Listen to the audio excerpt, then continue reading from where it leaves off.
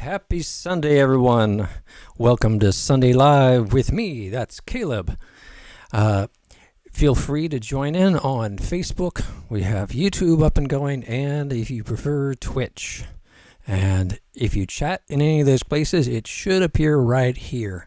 And feel free to engage with other people watching the show. If you have questions for our guests or questions for myself, just go ahead and post it in the chat, and we'll get those answered. It might take us till the after party. For those who are tuning in for just the first time, we have our main section of the show where we present the guest and we present their work. And then we have an after party where we sort of unbutton that top button and just hang out and chill and talk about stuff at a deeper level and get some questions answered. So without further ado, I am just tongue-tied this weekend. Without further ado, I'd like to bring on my sidekick, Joe Price. Hey, Joe. Hello. How you doing? Doing well, thank you. Doing well. Glad to be here as well. Has the air cleared up there in Berkeley? Significantly, yes. I was able to get out for a day here in Marin County and then back into Berkeley in the Berkeley Hills, where the sunset, as I look out the window, was glorious, so putting the trees into a brilliant red glare before finally setting.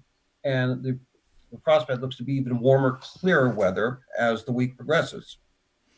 Cool. Here the rain came in on Saturday in Seattle area and washed the sky clear. So right now we have clear skies, and the particulate matter went down from like 250 probably down to about 30 or 20. Hopefully anything resembling forest fires have been quenched by the rain as well. I haven't looked at the latest report about because there were some fires in the western part of the state, which is a drier area. I think the Oregon fires probably were impacting us more, and I'm hoping Portland rains fairly well, so I'm hoping that area got nice and drenched, like you said, and put out some of those fires. Yeah, the rain can't come soon enough, frankly. Yeah, in California, the challenge is you just don't have much rain, very infrequent. Yeah, we'll take what we can get. So this week we have a guest who's doing electronic music. We've had a lot of guests lately that have been doing acoustic, either guitar work, harp, and I wanted to mix it up and bring on an electronic musician to talk about their work. As a lot of you folks know, I do mainly electronic music. Even my acoustic music is done with loops and electronics until I met Tim, who could actually play good acoustic guitar. And so the more recent stuff is Tim playing the acoustic guitar. I'm still trying to figure out how to play that darn thing years on and get my strumming patterns down. I think I have a good set of chord and fingerings, but the guitar is not an easy instrument. Have you ever tried, Joe? I'm sorry, say again? Have you ever tried acoustic guitar? Have you ever tried to play guitar? No. The only thing I can play at this point is hooky. Well, I'm glad you're playing hooky with us here on this Sunday. Our guest is Annie, who is a looping artist, a looper, and you'll find out what that means, keyboardist and technologist. And without further ado, here's Annie. Hey, Annie. Hello. How are you doing? I'm doing awesome. How are you doing? Doing good. Now, Joe's up in the hills. You're down in the flatlands in the Bay Area. How's the weather there? It's okay. We have a little bit of blue in the sky right now, so it's all nice. Good. That's huge after this week. Do you know what the levels got at? I think it's in like the 40s. It's good enough that we actually open our windows. Sweet. Yeah, we got up in about 250s, but now we're down in 20s after the rain. All things come and go. Yes. It's like a loop. Nice tie-in. Now, tell everybody, a lot of people watching have no idea what a loop is. What the heck is a loop? Is calling you a looper okay? I think calling me a looper is totally fine. Okay, a but looping not artist, if you will. Okay, looping artist, but not loopy. Not loopy. Well, sometimes, but mostly not. Life Right. imitates art. So what is a loop, and how do you use it musically? Basically, it's a recorded piece of audio. Usually it's a drum loop or a sound sample. I just kind of like, once you set it and forget it. That's all it is. Cool. And for people that know guitar out there, guitarists would call that a riff. You call it a riff. You know, Yeah. you're playing a pattern. Do do do do do do That's do right. do do do. And And if you're a guitarist, you probably know Ed Sheeran. He does looping a lot. Or at least he used to. interesting. I did not know that. I did not realize. I I believe know so. his name. I know he's popular, but I didn't realize he did looping. Yep. And looping has become so much more. It used to just be, okay, I'm Definitely. triggering an arpeggio, a do do do do do do do do do do do do. Right. Go back and listen to The Who, and now we can actually record acoustic instruments and sample them and chop Correct, them up in different ways. And the fun with looping is that it's like a cake. You set the foundation, you kind of build up, then you kind of like eat away at parts of the cake and you kind of make it look interesting. And yeah, it's a little bit easier to hear than it is to describe, Well, we're going to hear. but I'm it's going tasty all the way down. Oh, nice. Tasty cake. Well, let's give them their first slice. This is Sure. a performance, and we're going to get a nice aerial view so you can see what Annie is Yep. actually doing to create the piece of music. And then we'll come back and chat about it.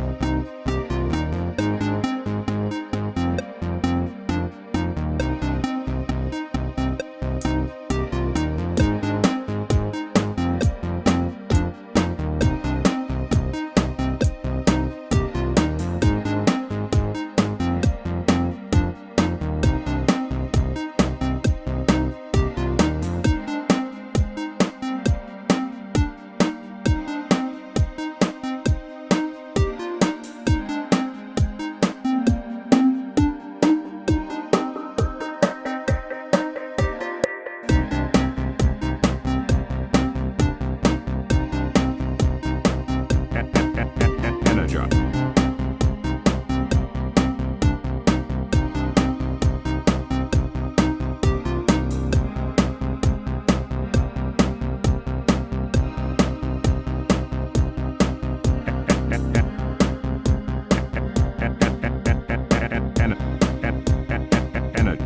Make it so.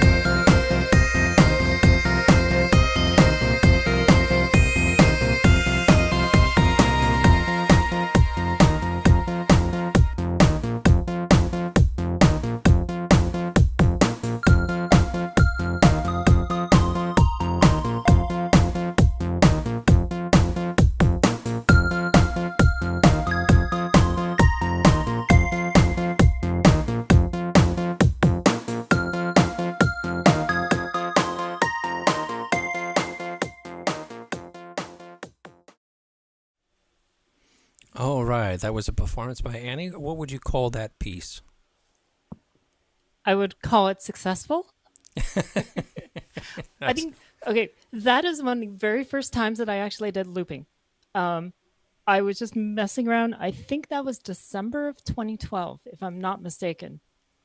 I think I was just like on a break, and I'm like, man, I've been watching all these videos online. I wonder if I can just do it because I finally got that like that pad, the KP3 Chaos pad. I finally got that, and I'm like, I wonder if this thing, you can do DJ effects and stuff. And I was playing around with an app, Nano Studio, and I was seeing whether or not I could loop in that, and that was just like the test. Could I do it? And it was wow. like so rewarding. Yeah, it was amazing. Darn good Yeah, test. I like the It, idea of the notion of looping and layering because it's like Yep. throughout the song you could take layers away and bring them back at different times, Right. like removing Jenga blocks, but the tower never has to topple over. Right. It's like an anti-gravity Jenga block if you want to go that direction. for those that don't know what a Jenga block is, it's a game where you have blocks of wood that you stack and you stack it up tall and then you Right. remove Right. pieces and Yeah. the person loses whoever pulls out a piece and it falls Right. over. I think a lot of the things that I'd seen up to this point were somebody playing guitar and using a guitar looper. A lot of the loopers, what you do is you record a loop and then you can record again over that. The really fancy ones let you like delete the last loop that you did. So that's really cool. You can make them like a layer cake, but can you delete the layer in the middle? And Mm. that was the trick. That was the trick from Nano Studio. So Nano Studio is a software application. It is. That is Nano Studio 1. It no longer runs on the iPad, but they have a much better version of Nano Studio out right now. But on that old one, what you could do is you could actually record your performance as a loop live, and then you could edit the sequence while it was playing back. So I thought, whether that was the intended effect or not, it was amazing. So we've got the Nano Studio, On the left, right. and then we've got the keyboard that you're actually entering in Correct. notes. Just a standard MIDI keyboard over USB. And then I see you got this iPhone that you're triggering spoken samples from. It is also running Nano Studio. Okay, and were they in sync or two different instances? They of are the two application? totally different devices. Okay. So the one on the top left, the iPad, that is running actual like Nano Studio. That's the main looper. And then I was just using the second one as sort of like an effects box. Just kind of like one-shot samples or phrases or sound effects, And then, just for a little more spice. and I think most people understand, a keyboard, based off the idea of seeing pianos and whatnot. But this this Korg box, can you tell me a Yes. bit about it? That is the battle-tested DJ sort of like effects box. It is so many things all in one. It's really kind of hard to describe it, but basically you put audio into it and it can transform the audio while it's playing out. So you can make it like do its own loops. You can make it add like filter effects. You can add delays. So I use a lot of that today. And that's what I heard in the piece is that you used your finger to go across the screen Yeah. and create a filter so the sound goes for the audience Right. rather than just dum dum dum dum dum dum. It's dum dum dum dum. So you're modifying the tone of the Exactly. sound. And I think people enjoy that kind of a sound where like if it was just a static loop, that's fine. Like that's great by itself. But having the audio kind of like transform as it's playing back, you can't go back and edit the loop because the loop's been recorded. But what you can do is you can add these extra effects that give it a little more life, a little more depth, kind of breaks up the monotony a little bit. Plus, you can do things like you can build up to something, then drop some loops out, and then when you come back down, it feels like a completely new song. And Almost like the layers have layers. Like layers. I see behind you, you've got a motif back there, and I've got a motif, and there is one of the knobs on there that I could switch to resonance. Yes. And for my band back in the 2000s, literally that was the only effect I ever used on the box. Mhm. But I hit that and just played around with that filter, and people would go nuts. People love resonance, and I would, yeah, I play with it all the time. Well, I'm going to show another performance here. This is Sure. a performance in front of a group of people, and then we'll be back and talk more about it. Okay.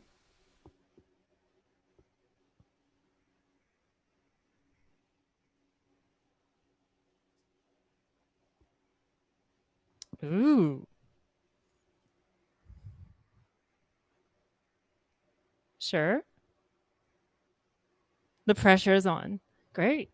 Well, maybe I should give you a little tour of what's going on over here. I'm going to switch cameras, so hopefully the magic of the internet will happen. And in 3, 2, 1, hopefully you'll see an iPad and the Chaos Pad, and then a mixer. Ignore the mixer. The mixer's not doing anything. The mixer is basically just filler. Got one keyboard here. This one is just my usual keyboard, but this one up here is actually connected to the iPad. So if I play this, you should be able to hear that. So this is just a pretty standard MIDI keyboard up here. I think it's like a Korg Tactile. It's going over USB to the iPad, and there's a USB controller right here. So I'm running audio bus in the background to route the MIDI into the synthesizer here. So why don't we do something? I'm going to set up a drum beat. I'm just going to play over it, and we'll see where this goes for the next few minutes, okay?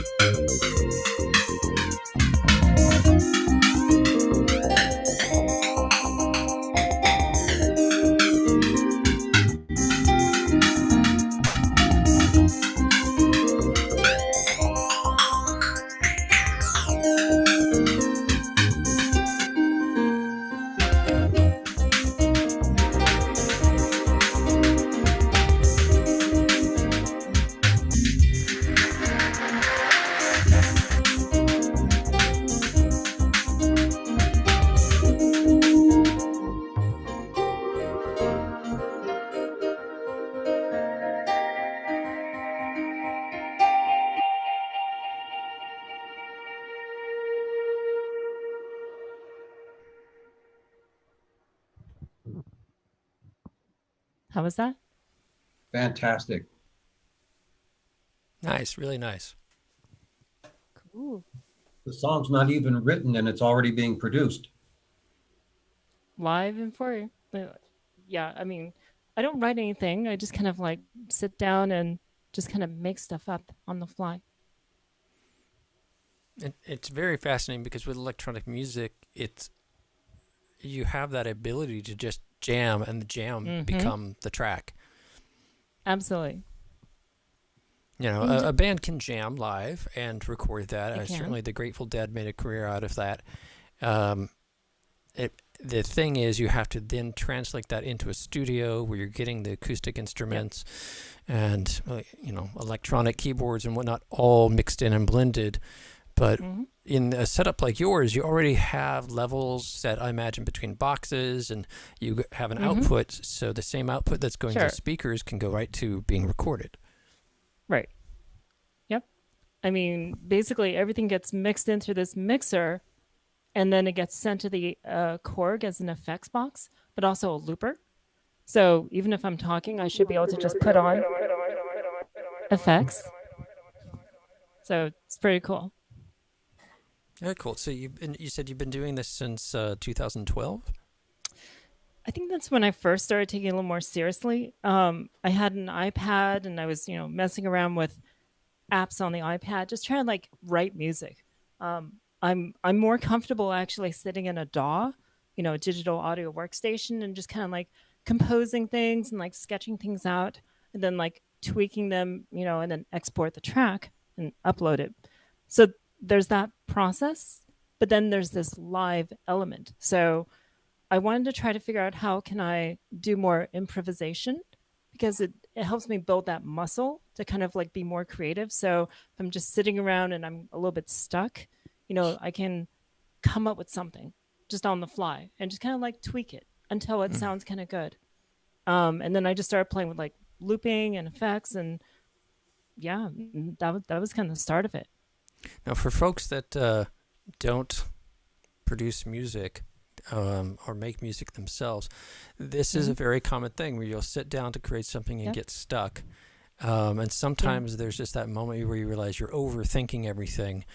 And if you can just get into a mood and a vibe, um, Right. you'll Right. move forward. And that's why bands jam. That's why they don't just write a song and rehearse, but they actually jam and have that experience. So in this case, you don't even have to have anybody over. You can just flip on the gear and jam.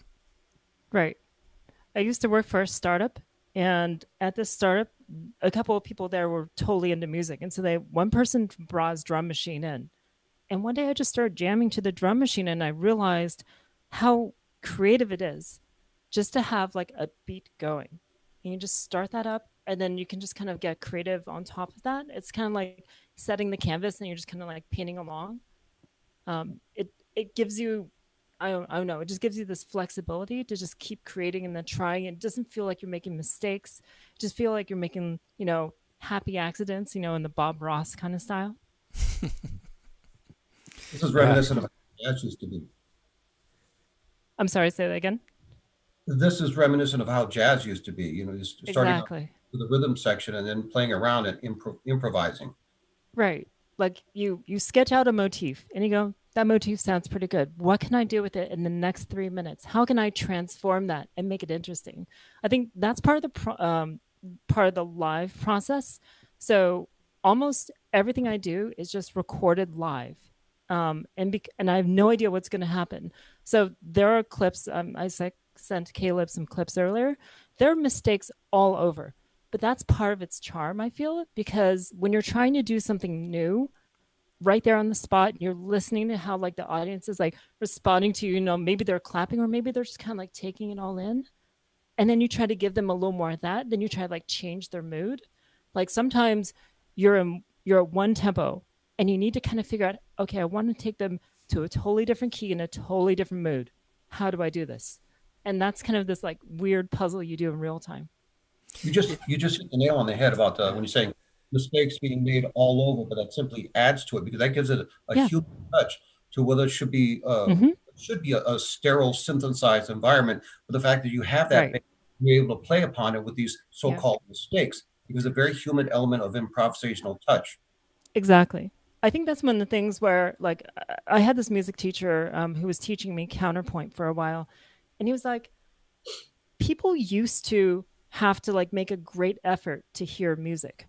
Like, if you wanted to hear music, people didn't have instruments, so you'd have to go to, like, to some like rich person's house or to like a castle, or you'd have to go to like a public performance, and then you would hear music. But these days, you can just pick up your phone or your watch and just like listen to like billions of songs. And so music, it doesn't have the same kind of life to me. You know, I always like listening to my friends play music, especially live, because there's that element of surprise. There's the element of like they're connecting with you that I just don't get with like with my iPod, you know? It's so ubiquitous, and at the same time, it becomes a little bit more dead because you say it's not as improvised. It's Right. not. I mean, I'm really happy that a lot of people now have access to music. I mean, the fact is that with your iPhone or your Android phone, you have a very, very powerful computer. And almost everybody can have a smartphone because there's smartphones all the way up and down the price spectrum. And you can make amazing music with almost any of these devices. And so, in a way, the democratization of this technology means that everybody can become a beat maker or a songwriter, or even just like appreciate the music and like sample everything from everybody else's culture. So I think it's almost the best time to be alive for this. But at the same time, it's like there's so much choice. Like, how do you make something that's unique that isn't just somebody's remix of a remix? I think back in art school when we would be looking at different statues, right? There's like this so and so's David, so and so's David, so and so's David, right? And they would all study each other. Each generation would study the Sure. sculptures of the previous person, and like you said, there would be the imitation period, and then all of a sudden some new angle or some new aspect would come out, and it'd become interesting. I think it's great to be able to imitate. I mean, in a way, imitation is a way of like training. It's also a way of like respect for like you really liked something enough that you decide to put the effort back into it. I mean, to me, that already puts you in the category of you becoming the creator. You're not just a passive listener consuming the product, but you're actually giving back to the system in a way that brings other people happiness. But then there's this level beyond that, which is the live performance, where anything can happen on that stage. You know, you could have an amazing set, you could have a horrible set, you know, you could have an amazing audience, you could have an audience that's not super interested. I mean, something else could happen, you know, the stage catches fire, and then you just kind of have to dance with it, right? Like, you know, I love this idea that you were talking about earlier of playing yeah, with the intention of communicating with the audience's emotions, exactly. and saying, "Hey, I want to take them here." And so suddenly you're not just someone who's written something, composed it, and is presenting it like a painting on the wall. It's done. Yep. But now it's an interactive experience where Yes, it you is. are non-verbally interacting with the audience and taking them on a journey. Like you said, that might be never played again. That might be one unique journey. Correct. So that it's a live experience, not just in listening to music live, but that the actual every moment is a new live Right. piece. I like it when I go to a concert and the main act actually recognizes what city you're in. You know, it's kind of funny going to Berkeley and they say, "Hey, San Francisco," and it's really Berkeley, but that's a different story. At least they got the general region right, which is good. So it's that first step of like personalization. But I think the second step is like, we are here now, and we're going to give you something completely unique. You spent your time to come here. You created a night out for yourself. And in this age where basically you can sit home and just Netflix and chill forever, like the fact that you actually got up and went to a club or a venue, you know, to me that's amazing. I'm like, I wish more people would do that, and hopefully one of these days we'll get to do it again. The call Maybe and there's a happy medium. Sorry. the call and response between the audience and the band was never more exemplified. That back not too long ago, there was heavy swing bands and swing Sure. dancers, in large venues in the San Francisco Bay Area and even Berkeley and Oakland. Mhm. And the more the band got riled up and the more those swing dancers with all their tricks and aerials got riled up, they riled up the band and the dancers would play off each other. The Right. dancers would almost incite the band to get crazier and crazier. And the band would thus incite the swing dancers to get crazy and crazier with their moves. And Exactly. this would go on into the wee hours of the morning. And I think that's the true power of music is it brings people together. You know, it's just like there's people who are appreciating it, there's people who are dancing it, there's people who are making the music. And it's just like this give and take. And together, you know, we in this just one moment, you know, this 3 hour evening, you know, we become like one family. I'm curious, have you done a looping session with other performers? All the ones I've seen is a single person with the Mhm. gear, and I know all the Sure. videos we're going to show tonight are single people with gear. Have you actually done a multi-person loop band? Me personally, no, not at this stage. I think that if I were doing this a little more and playing out more, that would definitely be a something I would look into. Um, there's a lot of technologies today where multiple people can be looping at the same time, and you can keep your loops all in sync. It's hard when you have all these devices and they're slightly out of time, or it's hard if somebody has a device and somebody doesn't. But I think we're at a new stage now. There's software such as Ableton Link that can keep multiple sort of devices all together, whether you're using computers or you know mobile devices. That's going to allow this thing to happen. Yeah, I guess you mentioned MIDI earlier, and for the audience, Sure. MIDI is the language that was invented that really started regular use in the late 80s, where Hmm. these different machines behind me, you can see here, can actually talk to each other Yep. in a standard way. So think of it as a standardized English that keyboard can send over and say, hey, man, play this or do this Yep. around these devices. And, technology is not perfect, and there's always been this challenge of the idea of sync, staying in time with each other.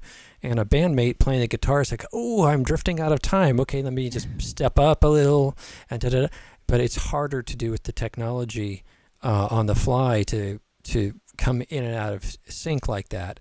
So I'm very excited to hear that Ableton, which is a very popular live electronic music tool company, is working with the technology now. Is that using MIDI 2, or their own protocol? I believe it's their own protocol.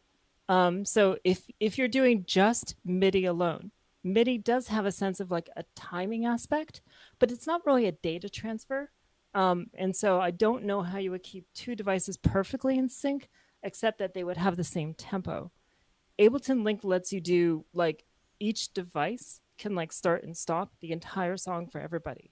So it's a little more data on top of the rest of the communication channel. That's nice. I'm thinking back to about 7-8 years ago. There was a Google app. I think it's online, like when you can type, someone's typing, everybody's typing at the same time and editing at the same time. And I've seen apps Right. where you can paint this way. So everybody has a canvas and everybody's adding paint. Someone's drawing a dog down the corner, That's someone's right. drawing the moon, someone's doing something abstract. It reminds me of that kind of interaction. Yep. Just for music. Yeah. Because I'm happy chilling out listening to an electronic artist play. That's one of the things I enjoy, and it strikes me that there's a real opportunity to bust out of that model of everybody's laying back and listening, and Mhm. there's the one person with the tech coming more into what Joe was describing, which is your jazz, your swing, and Right. creating that kind of music experience from a Yep. dance standpoint, etc. Yeah. I know of friends who do music performances where there's dancers that are dancing to the music, and they may or may not have heard this music before because it's like the music itself is being generated. And as the musicians are playing, they're also looking back at the dancers and going like, well, should I change something? And it creates this like feedback loop as you were talking about earlier, Joe. Hmm. Absolutely, yes. Yeah. Well, let's play a clip here. This is you performing with an audience. What year was this? Think it might have. I think the file maybe said 2017. If it's the one, yeah, on stage where I'm kind of like facing sideways. Yeah. Yep. This was 2017 at the Y2K Loop Fest. And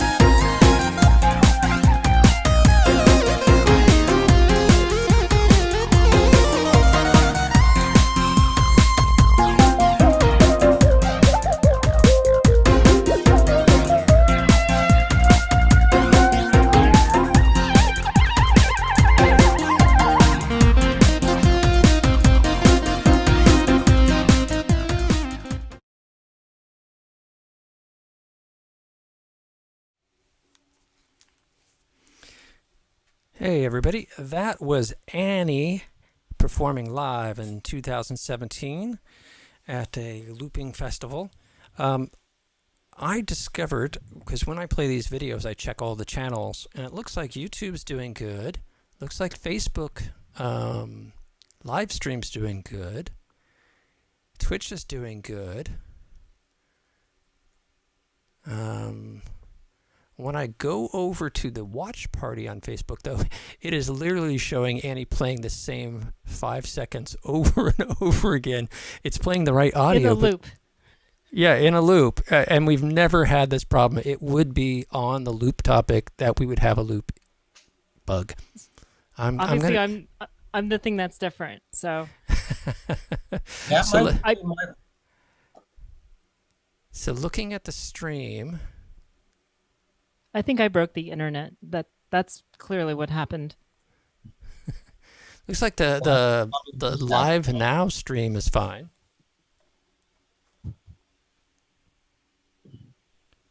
I'm asking them what they're seeing, because literally what I've been doing is running the Facebook stream and throwing up a watch party. And what I find is more people get notified that the show is up and live through the watch party than they do through just the live stream. I hate to end this, so I'm just going to take a moment here to check in with folks of question mark. And We're doing it arm live, or us. where anything can happen. This is a part of the experience.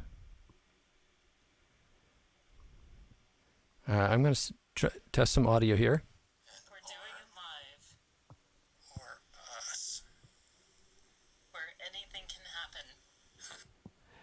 Yeah, Sounds like me. yeah. We're broadcasting audio.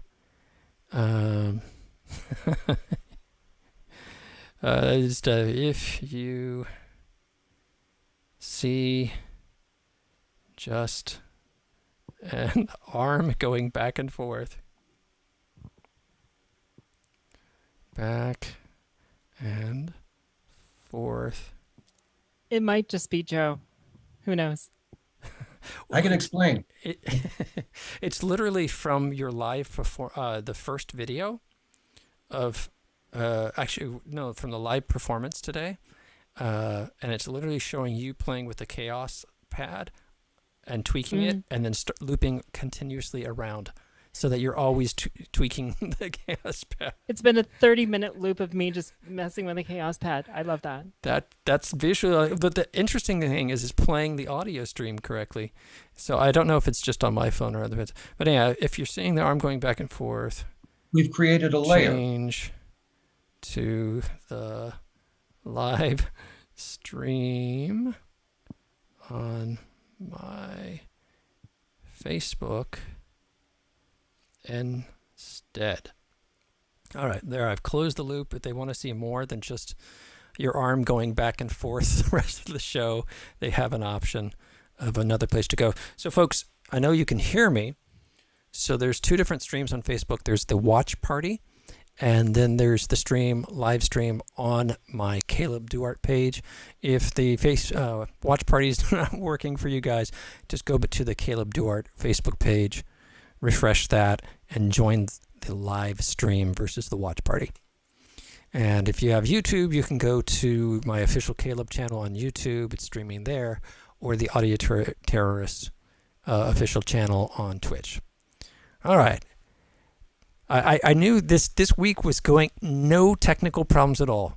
Probably the first show with no technical problems. So I was like, wow, can this really happen? So the cool thing is at least our technical problem this week is in line with our theme. So tell us a bit about this setup. We've got here, again, an iPad mini. So you have two iPads in this performance. Sure. So I should preface this with I've been trying to figure out how to make the thinnest rig possible for performing. So that's two iPads and two keyboard controllers. And I think there might be a mixer in there too. Now, when people talk about rig, I have this image of my early Audio Terrace rig, which was two hip-high rolling racks of gear. Right. That I had to, own a truck to get it onto the truck bed and bring to a show. You had a friend help you, probably. Oh, geez, yeah. We had the ramp, and Right. we had crew, and then I'd bring my big Motif keyboard, which is like the smaller cousin of what's behind you. Exactly. And I, luckily in the 2000s, I got a roadie, so he could lift things for me. I am not a muscular man, and now you can literally just bring your iPhone. Exactly. It's incredible to me because I went from that rig, and then the early 2000s, I got a laptop. And you probably thought that was super light, super portable, just the laptop. Yeah, right? having the laptop and the keyboard, I'm like, hey, I can set this up in like 3 waves versus, and then Exactly. then I got rid of the laptop and I went to an iPod, and I just used backing tracks from the iPod for the, Right. gotten rid of the drum machine, got rid of all the other gear. I would just play the backing track on an iPod and then play to that. And then the singer would come in on top of that and it would go from there. And now, again, it's on your phone, supposedly phone, you can bring up like GarageBand Right. and be playing keyboard, switch to guitar strumming and bass Exactly. plucking, all on something that's in your pocket. So there's this saying sort of in the camera world, not music, but cameras, that the best camera is the one that's always with you. So I've been trying to figure out how to do this with musical instruments. And that's why I started writing my own synthesizer. That's why I focus solely on iPads. Like I can bring these keyboards anywhere, right? This was my main gig keyboard. It's Wow, like and 75 that's an pounds. 88. Yeah, plus the case is 130 pounds. Wow. I'm 5'4". This plus the case almost weighs more than me. You know? And for So folks, that, that's and you the have one- to bring an amp. Yeah. Oh, yeah. Then the amp. So I have the. Right. I complained about carrying the one that I have here. This is the 6, and you've got the 8. Yes. The 6 is shorter, less keys, and lightweight Semi-weighted? keys. This is Maybe. a fully weighted keyboard. Yeah. The 8 is got lead weights in it. I love this is one of the best keyboards I've had. I've thought about actually getting rid of this keyboard, but I keep it mainly for the action. So I figure I can just plug it into audio, like MIDI or whatever, and then I can change the brain of it, but I can still have the physical keys. Yeah, I remember really loving that key, and I debated back and forth of getting the 6 and 8, and Right. because I knew I was going to be hauling it around, I went with the 6. But yeah, the action Yeah. on that motif is really nice. And like you said, then you got to hold the amp. So And all the cables.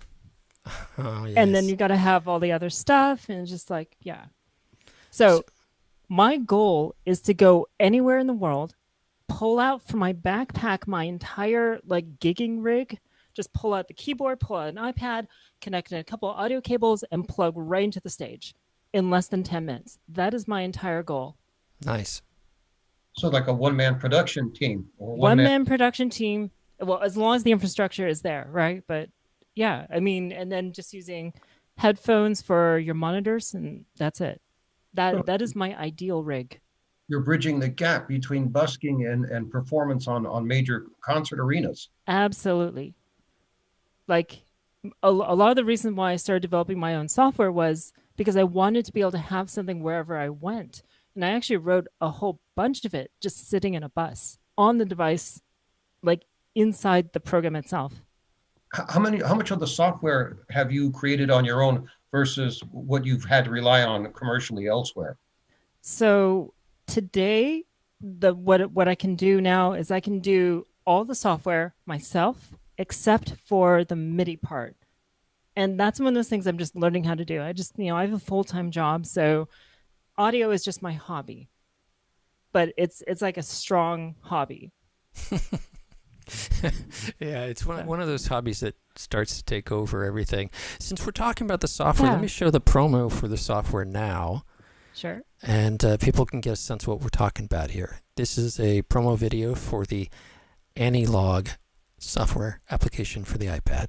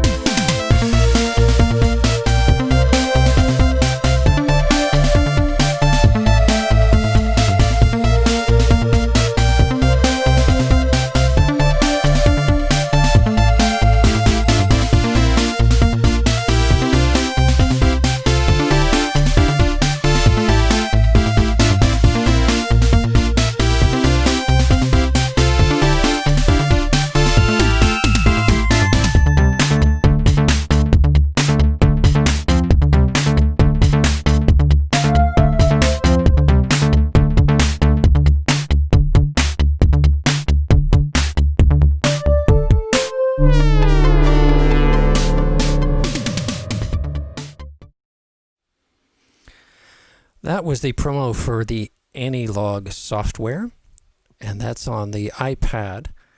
And is it- iPhone. and iPhone. Okay, that's what Right. I was going to ask, is whether or not it was practical enough to scale it to an iPhone and put it in your is. pocket. Nice.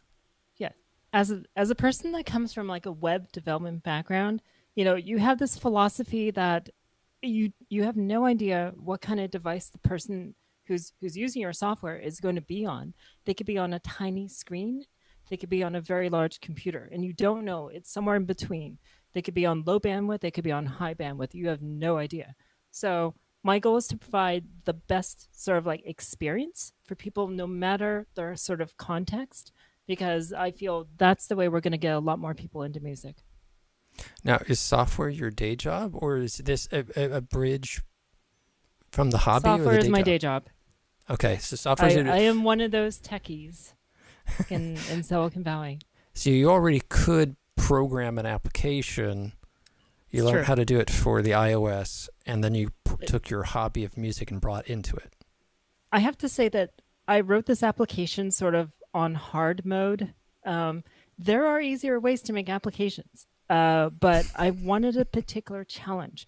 I wanted the interface to be a certain way. I wanted to be able to be on my iPhone and have 100% the functionality on the iPhone that I have on the iPad, and then maybe one of these days on the computer.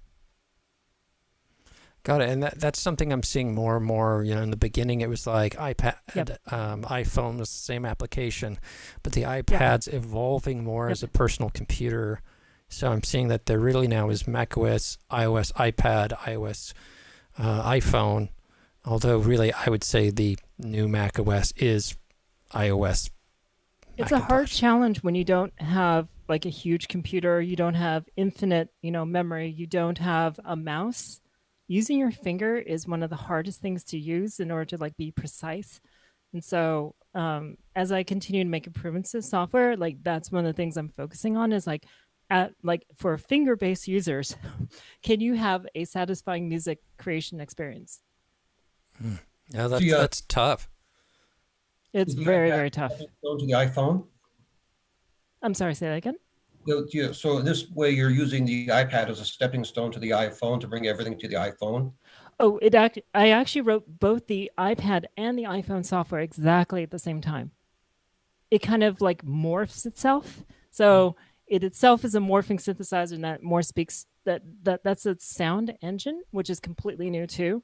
But then I wanted to make sure that the interface itself could know whether it was running on a big screen or a small screen, and like scale the fonts up or down, or add controls or take controls away.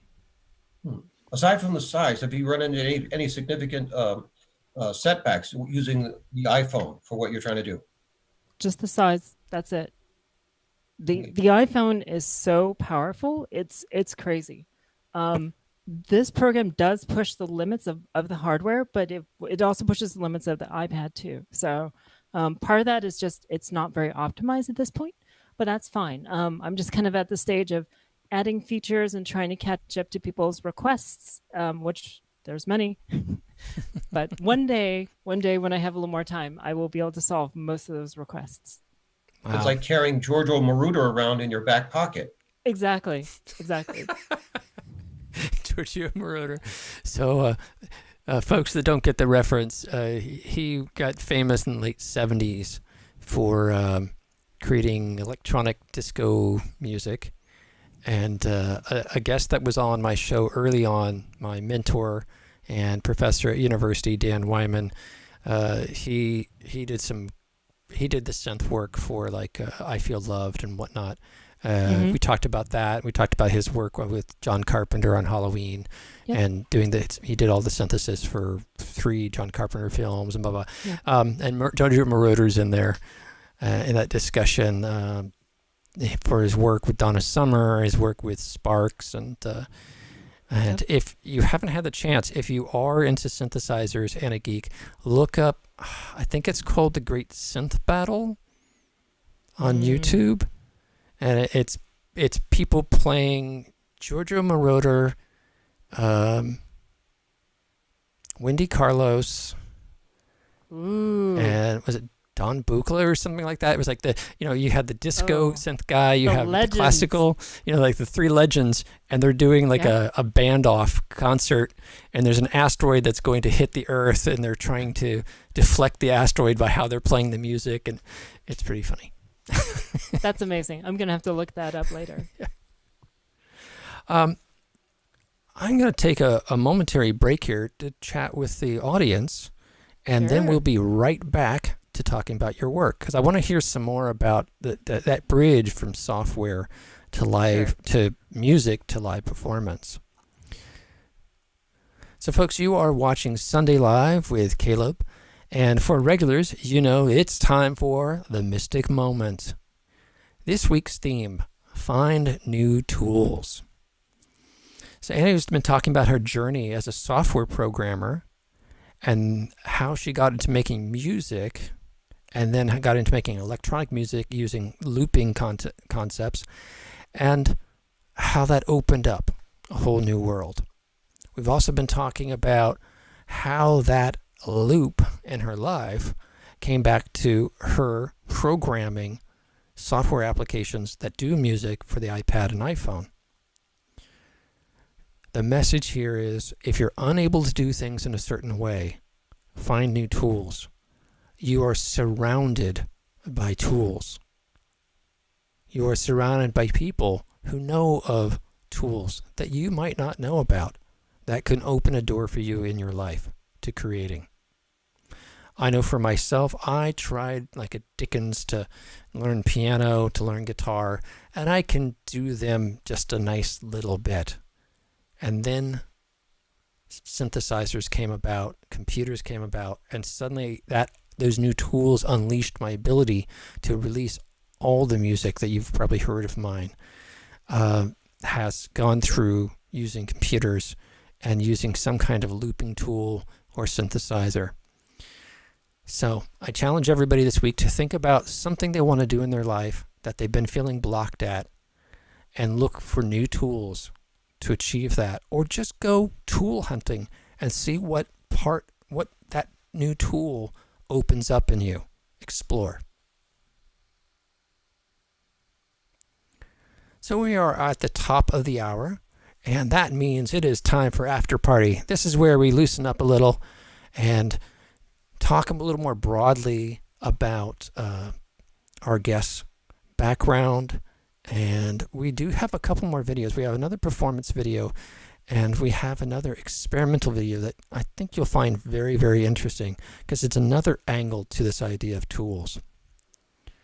So I'm about to show the sand exhibit from the Maker Faire. I think it's 2014. And I was just talking about different kinds of tools people use and explore and find to have different kinds of experience with music and technology. And this struck me. By the way, confirm this is your piece, yeah? Or did I grab something with someone's same name off the internet? Is this like a sand pit with like a projection? Yes. Yeah. That I did not program this, but I went to Maker Faire, and it was one of the most amazing things I saw. It was like augmented reality, but you didn't need glasses. Okay, so this actually isn't your piece. It is not my piece, but it's very, very cool. So I'm going to show this piece anyhow, briefly here. And this gives you an idea of how much the technology can do to interact with people and music.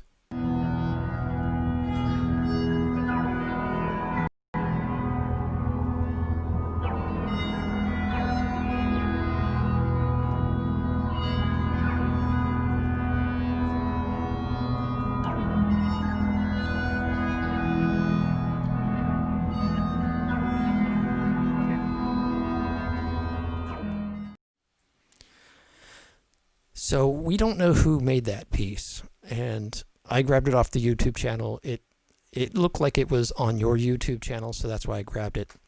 It is. I was physically there recording that, so. Got it. Yeah. Have you thought about that sort of immersive space, again, getting out from behind the keyboard, or Definitely. What was that? Definitely. Okay, cool. I'm a What are part. the? Sorry, I'm go a ahead. part resident. I'm a part of your organization. Well, the organization I know you through. We should give a Yeah, shout out. And that organization's called. the San Francisco Electronic Music Meetup. And I first met you, I believe, at the meetup where we went to the Synth Museum. Probably. Yep. And there is a I believe museum. it's called the Vintage Synthesizer Museum. If you're looking it up, I think it's in Oakland technically. It might be Berkeley or Emeryville. Yeah, it's literally on the borderline. The property line is a little in from San Pablo. You usually think There of you San go. Pablo as the break between Emeryville. I lived for 7 years just down the street. And in fact, the rehearsal space just behind where the museum is now was my band's rehearsal space. There you So- go. It's a full circle. It's the interconnection. It's the loops. It's the string Everything theory. is about loops. Everything is Even looped. my arm repeating something in that old 2012 video. Yeah. It turned. All loops. I wish I had held it up to the screen as evidence because apparently I was the only one seeing that loop. Everybody else says the video was playing fine. Yeah. So that organization, and then I think you're aware of Sure. Balanced Breakfast, which I manage the Seattle chapter, and where was I going with that line of thought? Vintage Museum. I don't remember. We were just talking about music and synthesizers. It's after party, folks. Like I It's said, you after party, unbutton your right? collar, you relax. What are you drinking? I hope beverage of some sort, I'm whatever your beverage is. I'm trying. I'm working on my survivalist strategies during these crazy Okay. times. So I have my mug of water here because it gets really hot in the studio when I'm doing the show. Absolutely. It but is I about had 87 degrees right now in this room, and we do not have air conditioning.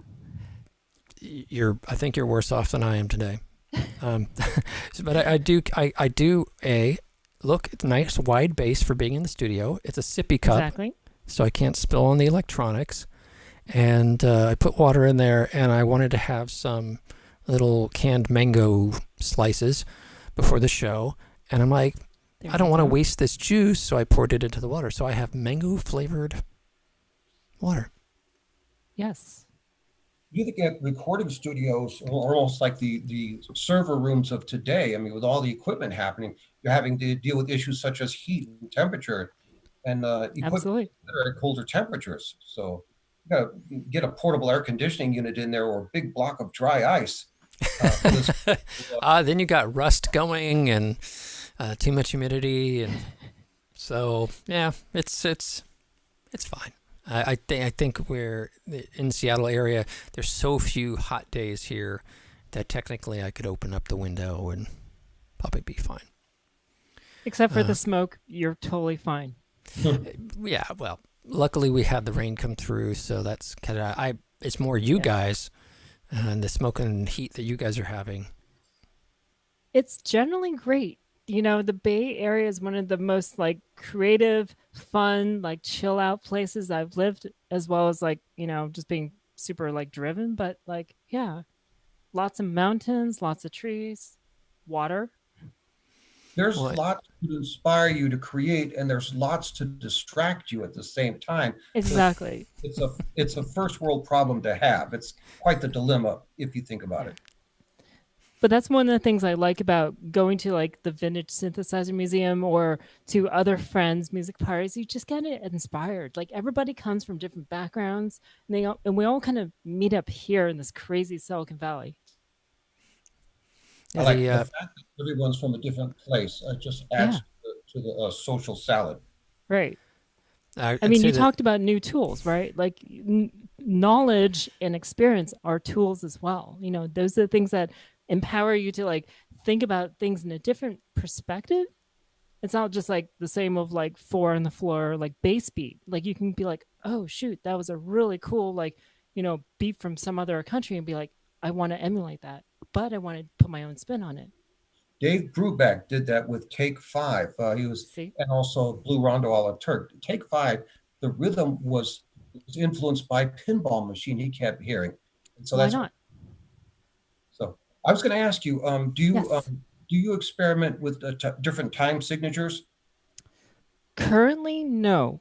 But do I want to? Heck yes. That's Yeah, one of the limitations of this. Like when I'm using this Chaos Pad over here, its settings are 1, 2, 4, 8, and 16 bars. hmm And obviously that's, like 4 beats per bar. So I know it. Prog rock of the early mid '70s comes to mind. yes. Well, you Where could the even unexpected 1312 pops in there and you're just like, okay, we'll roll with this because it's like it's a big moment. Like the rhythmic answer to Maria Callas, Sure. I've also listened to a wow, bit of that's a reference. Hey, Joe knows all. Joe goes all. You can go back and watch the Joe episode to find out all the places I would encounter Joe, from science fiction conventions, the Renaissance Fair, uh, being in front of a nightclub and doing security. Just he's like everywhere and all reference. And so he just made a reference to a famous opera singer, and that was smooth. I've worn out many a shoe stalking Caleb throughout civilization. So I'm sorry, derailed the whole conversation. You made it. What did you say about Callis? Oh, just the rhythmic answer to Maria Callas. The time Rhythmic signal. answer to Maria Callas. But I did want to say one thing. Especially in this troubled time when we have such a wonderful solace and oasis known as music, which we've had anyway, good times or bad. As much as I've enjoyed this wonderful world of music, seeing people like yourselves and Caleb on the production side, the other side of the microphone, the other side of the record needle, shall we say, the process of production, of writing, creating, producing, and experimenting, and even have the occasional train wreck on purpose for the betterment of music. That's the heaven over the world of music. And just seeing the creative side there is everything. And it totally puts the cherry on top of one's appreciation for music, whatever the genre of music. But in this case, seeing the production side is just doubly inspiring. Thank you for that. absolutely. And have you played Resident in San Francisco? Any? I have not. That's Corey Luna's event, or on hiatus, obviously. One thing I like about it is it has this, like, no matter where everybody's coming from, it's in the basement of this wine beer art gallery, and it feels like everybody's getting together with their friends, like you're just having a weekly house party. And to Joe's point about the train wreck, I love doing those shows. Every 6 months I would do one of those shows because I can fail and I can do the train wreck. And for those that know, the Theremins are sitting back here, I bring them to it because they are super train wreckers. And when you get too structured and formula what you're doing, it's really fun to go out there and just have a little chaos going on. Absolutely. The point is to fail better than others succeed.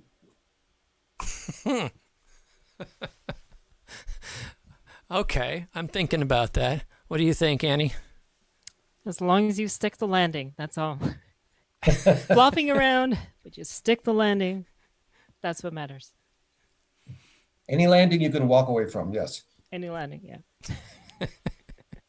And have you played Resonant Frequencies, Frank Resonant Martin's? frequencies? Yes. In the warehouse of mystery, yes. Yes. I rolled up to it and I thought I was in the wrong place, but I watched people carrying long keyboards in. I went, all right, I must be in the right place. Yeah, that spot when I lived in Oakland, out by Alameda, in the Ford Street Studios. Give a shout out to Ford Street Studios. Where our rehearsal space was at Waves, which is the main rehearsal space. Sure. And you come around, and it's literally, there's a freeway ramp and a train track, and it's back in there behind that, nested underneath, looks like it's just abandoned industrial.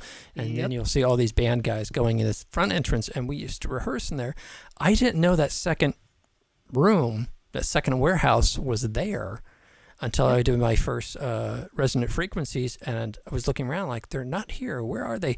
And you go back there, and it's just a solid concrete wall with a little cutout of steps and a inset door that you would never notice. And you walk in there, and there's these huge projection screens and seating arrangements and everything. It's pretty cool space. I love the fact that particular venue, it brought both visual artists as well as like audio performers. So everybody was just kind of like working on their craft and like just playing together. And that was just super cool to see it come together. Yeah. I'd say that's the coolest, most interactive electronic music space. And I say electronic music very broadly because the night I played there, I'm up there with a theremin, Tim's on keyboard, I've got loops going with live, and a guy after me maybe was a little more Depeche Mode kind of pop, and the guy after me was some sort of tribal thing with a guitar through some instruments, and the guy doing the visuals has this crazy electronic setup where he's touching this circle and it's doing all these modification Probably of your Tim. sound. Yes. And Resident also has a visual guy, but again it's smaller scale than Resonant Frequencies, which is just huge. For people who say there's nothing left to explore in the world, I say that is wrong. There is so much sonic uncharted territory that you can go into that's beyond 4 on the floor, that like, go for it. And I frequently talk to friends about how what percolates up through the art world then percolates up into the pop world. Exactly. And so if you want to get to the roots of where things are coming from and those things that you're hearing in pop songs, get out into the art scene, get out into the art music scene. Yeah, you're going to hear some stuff you don't like, and you're going to hear something that you're never going to hear in pop. Exactly. It'd be filtered out by time. That came back. What was that? Synthwave has come back in a big way. And sure. I find that amazing. Lo-fi beats, those are a thing. Lo-fi is a thing. That's incredible to me. I'm like, I've spent my whole life trying to get from lo-fi to hi-fi because all I could afford was a cassette tape recorder when I was young. And, so I'm like getting to hi-fi. Yes, I've arrived. What do you mean lo-fi is more popular now? You have like a $60,000 Pro Tools setup with all the rack modules and all that stuff, and you put on the lo-fi filter that makes it cheap. What is old is new again. What is new? Yeah. I think one of these things is like everybody's just trying to carve out a new space and a new niche. And that's the awesome part, is that the niches are infinite. You can put a trap beat over jazz and it sounds amazing. Why not? That's an entire genre in of itself. As an example of that, there was a remix on YouTube, Dave Brubeck's Take 5. Sure. Overlap with the Stranglers' Golden Brown, and it's out there, and it's perfect. It sounds Dave Brubeck is playing an instrumental of the Stranglers' Golden Brown, but it's done with you go. The 5 beat. Right. What you can do with the technology right now is so I won't say limitless. It has its challenges. Like I tried to just change a simple drum beat on a loop program to get a song out, and it took 2 weeks because the program crashed so much. But that aside, it's it's as limitless as your imagination. Something I want to loop back on. Is last week's guest lives in Oakland, and I was talking about how Oakland is my number one favorite city in the world. And he was like, "Oh, I'm surprised." I said, it's exactly what you and I are talking about, the whole East Bay. I say, from Hayward up through Berkeley. Let's just call that all Oakland. The amount of stuff going on and percolating in the art community there, because you do still have warehouses where artists can have space to do something big and can experiment and can fail. And and Yep. really be chewing on the bone of music and visual media. And for me, Oakland just typifies that. Oakland will never be fully tamed, and because of that, there's a space from the Piedmont. Our family invented the railroad 150 years ago, rich people, and the folks down by the warehouse district. So there's this range, and the thing about the old, I'd say most of the money in Oakland is old money. So they still have that sort of Carnegie, 1900s idea of if you're wealthy, you're a patron of the arts. So an example of this is Moi, which is a fantastic top-end notch restaurant and mixologist bar. And it's in this industrial warehouse with like hip-hop culture and a DJ going. And you can get your, duck confits with the finest wine. Oakland has that blend and mix, and I'd say resonance filter where you can shift up and down the dial from super sketchy to super old cash. And I don't see that anywhere else in the world. And I don't see that you have access to it in the rest of the world. I'd say France, Paris, well, not France, but Paris itself, number 2 with that, and San Francisco has dropped to number 3 because the gentrification. Everything changes. That it does.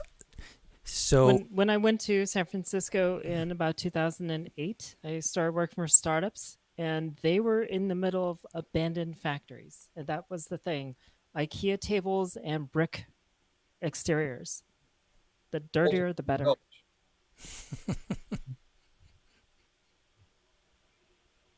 Joe, you're going to say something? Oh, no, it sounds like you were describing the old Multimedia Gulch. Multimedia Gulch. That was the market area. Yeah, it might be closer to Hunter's Point this now. Because everything changes. Yeah, I was up there in the 80s with what was that, Macromedia was in the Gulch area, and on Market, on Mission in Soma, it was industrial. And you would go in there and see industrial arts, machines, the Survival Research Laboratories, Mark, I can't remember his last name. Here's an artist that blew off some fingers doing his art because his art's so dangerous, and you're in a gallery show of this kind of Not art. recommended for all the viewers. No. Yeah, no. Keep your fingers. Don't recommend it. I think that's a level of dedication I'm not willing to do. That's why I stick to the electronics. Let's show one other performance here, and then we'll talk a little deeper about. I'd be curious to finding out your next steps. So here's a performance of a piece by Annie, and we'll chat later.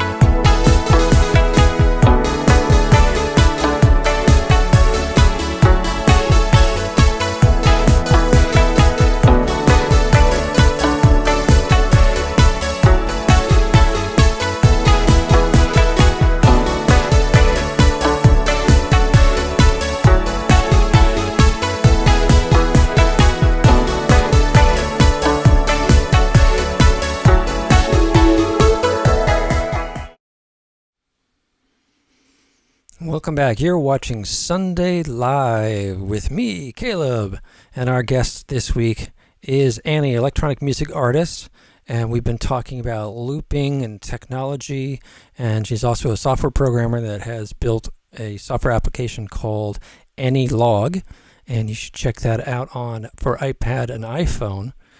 So, Annie, we've been talking a lot about the technology and how it's changed over time from hauling massive amounts of gear to show that seems like, just a few years ago. I guess that was 20 years ago. The size and scale of the equipment is completely changed. Your goal is to shrink down as much as possible. What do you see as the next thing? So we know where we've been. We know where we are. What do you think the next thing in the tool set of music and technology will be? I think it's already happening. I think online collaboration where you can actually write and share music in the cloud, not just like sharing just completed songs, but sharing parts of songs. I think that I'm starting to see that happen. I think the bandwidth is there. I think that the tools in the cloud are there. I think there just has to be the software. Okay, so from my experience, when this COVID thing all started, I jumped on to some technology that said, yes, we could do it. And no, it didn't. The latency was so bad that we really couldn't collaborate. And then you dig deeper and like, okay, you have to have like some Cat6 cables and be only so many feet from the router. And even then, there's a lot of tweaks. So for me, it's like bandwidth is still not enough. But is that the bandwidth, or is that just the software and how it's written? I think there's two aspects. So there's a composition aspect. I think that part is being definitely addressed.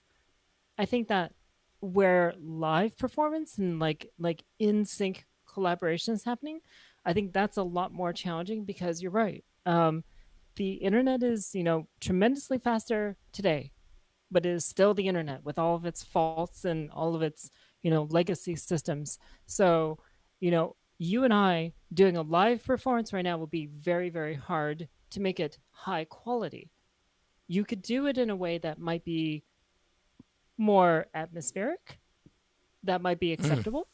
But if you want like 6 millisecond precision, we're not getting that over the internet right now.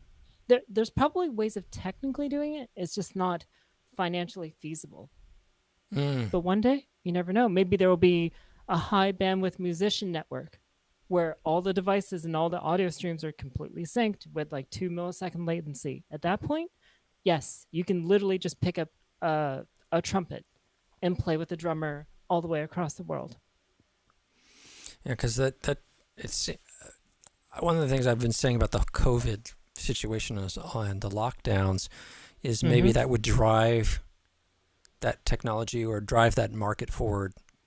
So that Sure, I actually believe it will. I think my hope is that we will get out of this weird dystopian like middle ground that we're currently in. That is my hope. And then the fact is that if we do stay in it longer, then yes, we're probably going to start seeing that this is a need. People want to maintain social connections. People are social creatures. We want to, break bread with somebody. We want to play music with them. We want to play a game with them, And so I think that is definitely an unmet need. And there will be somebody who has like the time and the focus to be able to do that. Okay. Probably not me. I'm just thinking through this now. I'm like, yeah, I remember when we first had games on floppy disks and then CD-ROMs, and then the CD-ROM games had a mode where you could have collaboration over a local network, and now everybody's playing games interactively over the internet. Sure. Animal Crossing, Minecraft. Okay, Minecraft. I think that anybody who was born after, I'm going to just pick a year, like 2005, anybody after that point, you've never known a time when games were not social. So gaming, Totally agree. That's there. Music, it has a way to go. And this conversation we're having over Zoom, it Right. looks like we're in sync, and there's no delay times like you see on major news channels. You'll still see. So, Frank, what do you think about that? Well, Live what I think, recorder. right? So this is Yeah. what we're talking about, this time delay, and Right. Zoom seems pretty much closer than that. And the fact that you're playing online games that have graphics far better than when I was a gamer, and yet you can do it online. It seems like eventually be possible, but it also speaks to the subtlety of music. We talked about how you add that Absolutely. one little beat here, and it's a new genre. Or Joe was talking about Right. jazz and improv, and there's a subtlety to it that even a 4 on the floor has to be in sync, or music just gets Yeah. weird. You know, there's always been this like quality bar where people are like, is CD quality good enough? What about the extra frequencies you can't hear but your body perceives? So should we go to 48 kilohertz? Should we go to 96? Should we go even higher to 192 or beyond, right? You know, Right. and there's music streaming services that do that, but like interactive services, I don't know that those have a need yet for us to be transmitting in, you know, like Dolby Atmos, 24 speaker, kind of sound at like 192 plus.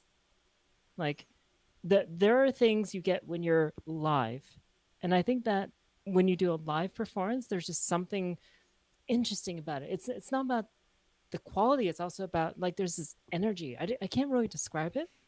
So one of the things, because you brought up the lockdown, there have been people that have been playing in their driveways in my neighborhood. They they pal up with their neighbor across the lawn, I guess, and they set up speakers, and then they have a lawn concert. And it's one of those sounds like you're just walking down the street and you're going like, that sounds like live music. You don't know why it sounds like that, but there's a certain quality to it. And then you approach it and you realize it totally is live music. And you're just like, there's something about it. It's coming through the same speakers that I would put my iPhone through. But yet, because there's a human there, there's a different character to it. And I can't put my finger on it. But there's a magic in that.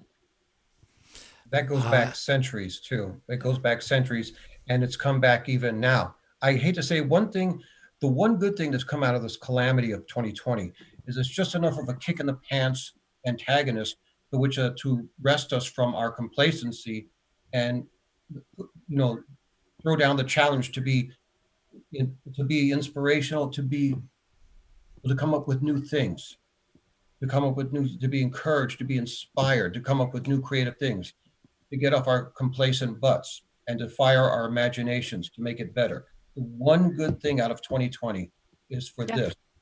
And I think what we're doing here now is a tremendous start.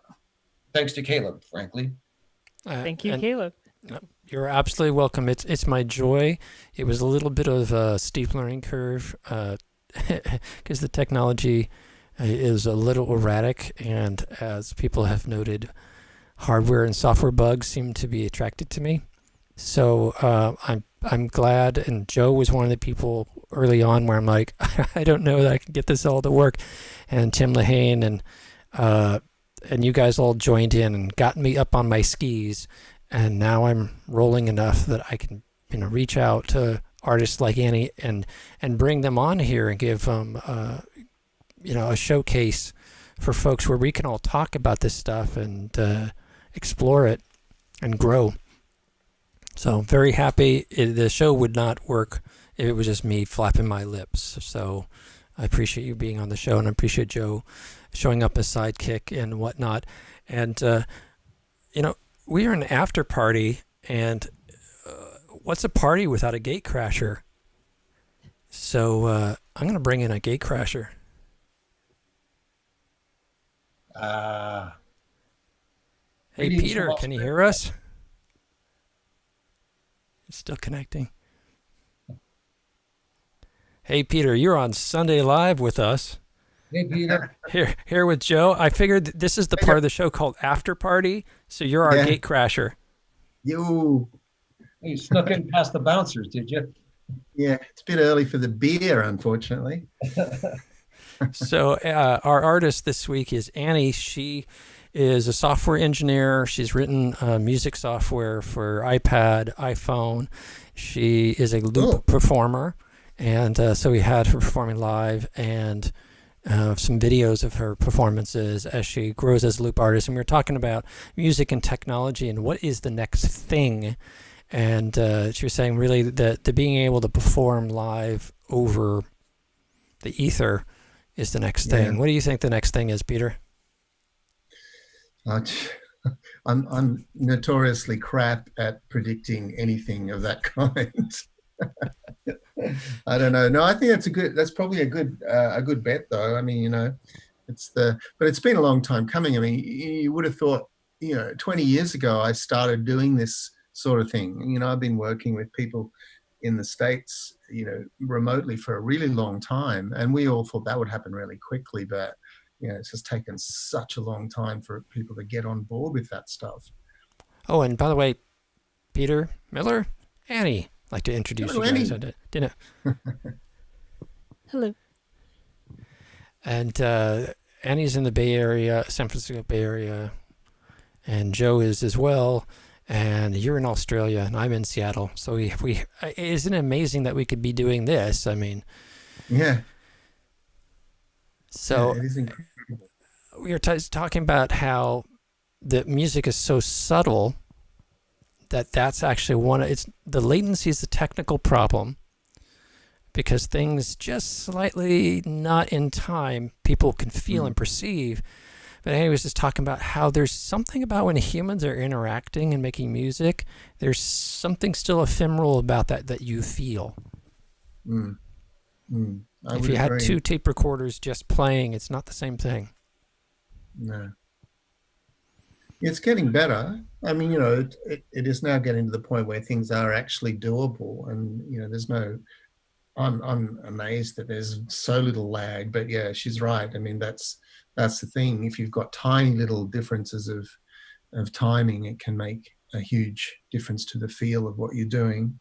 It can be quite frustrating as well, because we've had that problem. Of course, when they first started with audio audio sequences and recording audio, you had that latency problem all the time. They've kind of gotten over that now, but it was a real issue early on where you just couldn't play with anything you were doing because there was that kind of lag, and it was very frustrating. And we used to do all kinds of things to try and get around it, but it's completely solved with software stuff now, for the most part, certainly with pro software. Annie, are you having any latency challenges with your gear? It depends. Usually when the application is in a chain of other applications, not everybody is able to process the audio at the fast rate. So sometimes you actually feel that there's a little bit of lag. It's it's okay, but it's there. Yeah, for my part, I still haven't gotten beyond it because I have a Push 2 here with Ableton Live, and you think, yeah, we're here. Yeah, the technology. I've got this powerful Windows 10 laptop, and the latency latency is 4 times more on it than when I hook it up to my MacBook Pro. So I started doing, because I had this computer before this computer, so I was doing shows with it and just dealing with it and dialing down the quality. So I started taking the MacBook Pro to the show instead. It's 2020 and we still need faster computers. and we were also talking. What to tell you. So is it faster computing or is it more streamlined software? You're the programmer. I really don't know what the lag in the system is, because you would think so when I first got started with sequencing music, I was using free software on a PC 386 or a 486. We're talking ancient times, and I was getting CD quality sound. Our computers today are so much faster. you would almost assume that there's no lag at all. I honestly don't know. Maybe it's just things are just more complicated. You can throw on 50 filters on a single track, and then you have 25 tracks, and maybe that's one of the reasons why. I have this provocative statement I will make. I blame Agile. You blame Agile? Yeah, because I've been around software for so long, and I started seeing this weird trend where software, the computers are getting more powerful, the software is getting more powerful, but things were kind of falling apart in a way that was a little different. Sure. I go back and Peter's. Things? Yeah, I go back to Mac OS 608, and we had the Mac the Bomb, and I'm sure Peter's like, oh, Mac the Bomb. Sure. So I've been around bugs. It's nothing new, but there's a quality to how things fail now that's different. Mhm. And the only thing I can think of was you had more of an ADDIE model of flowing through, and you had your gold masters and whatnot, and software cost a lot more, so you could pay a lot more QA staff. It seems like this very rapid turnaround model, because you can just download a patch and someone can fix it and push it to everybody. It's made the QA process appear more sloppy. I've also, in my my career in biotech, I managed a lot of IT systems around training, and I'd go out to these vendors and sit with them and watch them deal with all the bugs and issues we were bringing to them and how they went about things. And that's when I first started learning about Agile, and like, okay, so I've always been an iterative process person when it comes to developing content, like multimedia, like a website, right? It's that interaction where you put something out there, someone says, oh, I like this, I don't like this, and then you go around, right? So I like it in that sense, but it seems like in software, while it can make cheap software fast, it's also created a sort of a mindset that is less detail orientated as a side effect. So that's my proposition. I don't know if it's true, but that seems to be what I'm seeing.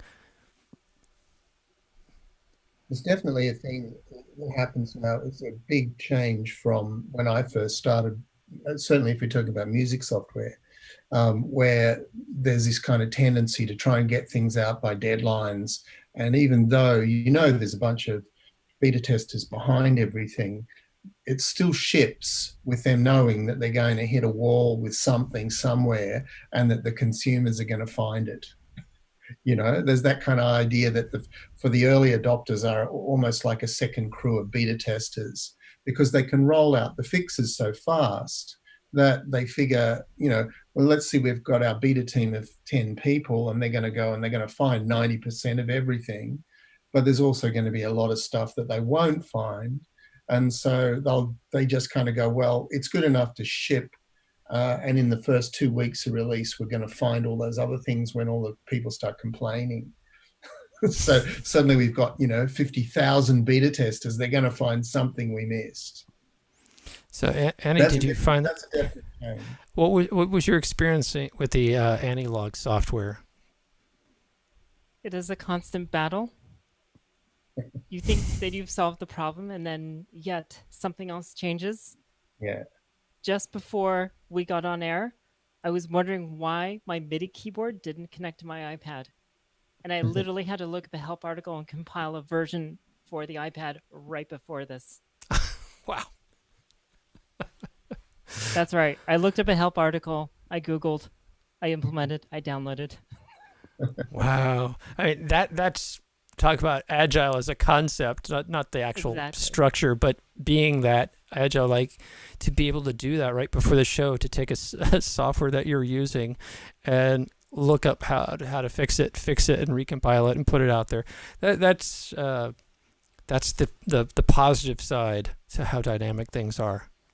It's nice to know how the machine works and have the tools to be able to solve problems. And my dad's a retired auto mechanic, and just the other day we went to take one of our cars, and the wife's like, new car won't start.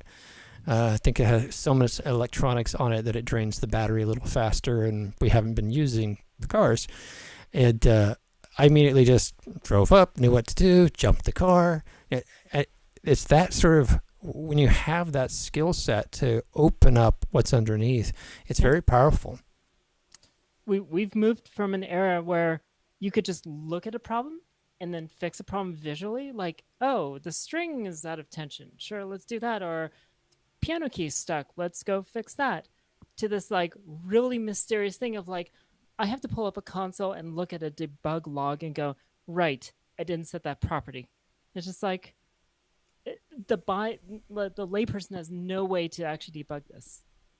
They can't just like squirt more WD-40 and then put some masking tape on something and be, yep, it works. Not for a regedit file, no, or a WinINI file. Absolutely not. Yeah, your IRQs are not set properly. Sorry. We have some DOS 3.1 humor. It's funny, the old Mac OS, even though it had its limitations that were well known, the neat thing about it was I felt like I could dig into using regedit. Not regedit, sorry, that's a Windows thing.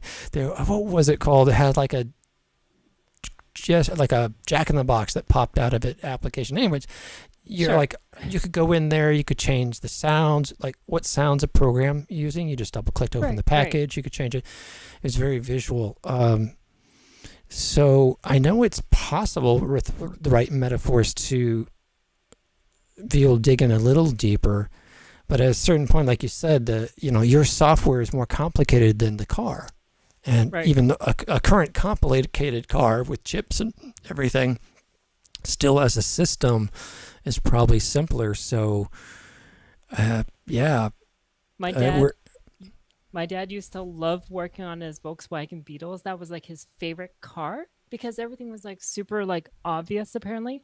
Yes. And then he got a recent car and he's like, this entire thing is just like a computer. I'm like, yes. In order to change this one thing, you have to push a bunch of buttons and go through a menu system and like change something. He's like, how do I know that? I'm like, well, you need to read the manual and watch the YouTube video. It's like nothing is obvious the YouTube anymore, video, right? Yeah. There's no direct correlation between what you're doing and the system you're working on. And as a person who works in user experience, that's like, I understand that disconnect. I totally get it. Software is mysterious. I'm sorry.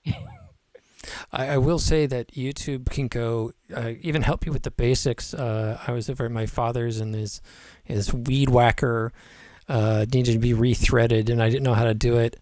And he's like, "Well, I think it goes through this whole like boop, And here's this guy, showing us how to do the weed whacker, how to improve it and trim it, and blah blah. I'm like, okay, now I know it.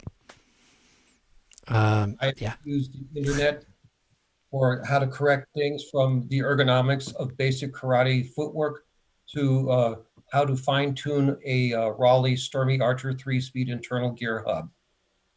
And in both accounts, I have been served well. It's just a matter of the resource and the inspiration to seek out that resource and find our own answers.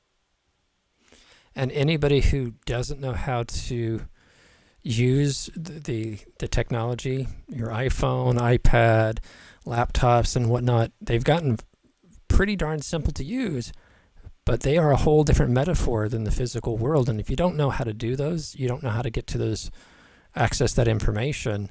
It's just as much as not being able to afford going to a university 20 years ago.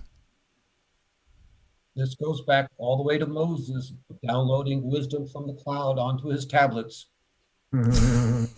Hard drives.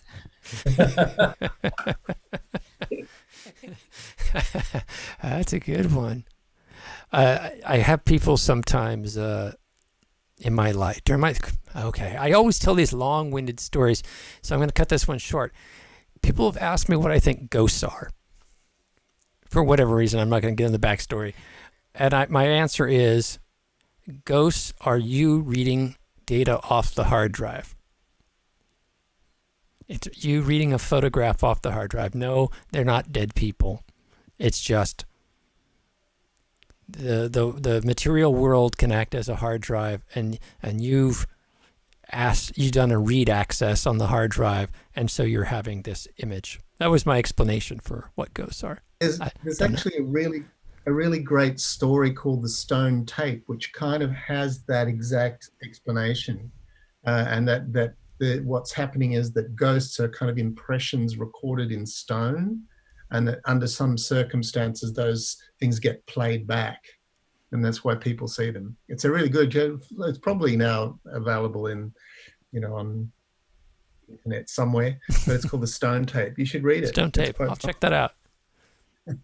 We're really in the after party, aren't we? Oh yeah, Yeah. we've gone away in the weeds in the after party, and we're approaching. So Professor Peter Miller, as I like to call him, he's doing episodes for UNI Software that are called UNI University, and a close friend of ours made a famous program called Metasynth, and he has a program called Artmatic. So we're doing a series of tutorials on Artmatic, and that starts at 7 o'clock. So I do need to stop the stream and do a little bit of technical pulling of the cables over here to allow that class to go forward. But I want to thank you so much, Annie, for being on the show, for sharing your experience, and helping folks, I hope, understand the technology a little better and what's possible, and to open their mind out to exploring new tools, and getting to explore and experience music, and perhaps in a way they hadn't before. It's been an absolute delight, Annie. Thank you. Thank you so much, Caleb and Joe, and also Peter. Nice Nice to meet you, Annie. May we all be creative in the remainder of 2020. Go Yes. forth, you have the tools. Awesome. All right. Folks, you've been watching Sunday Live with my guest, Annie, and we've been talking about music and technology and about going out there and finding your tool set to unleash your inner artist. We'll be back next Sunday with Forrest Elizabeth Folsom. Hey, I got her name right. And she'll be talking about music production and premiering, I'm hoping, a new video of a young guy doing a rap video about not being able to go to school that is absolutely hilarious. So tune in with us next Sunday at 5 o'clock. Until then, stay safe out there and be well and be creative.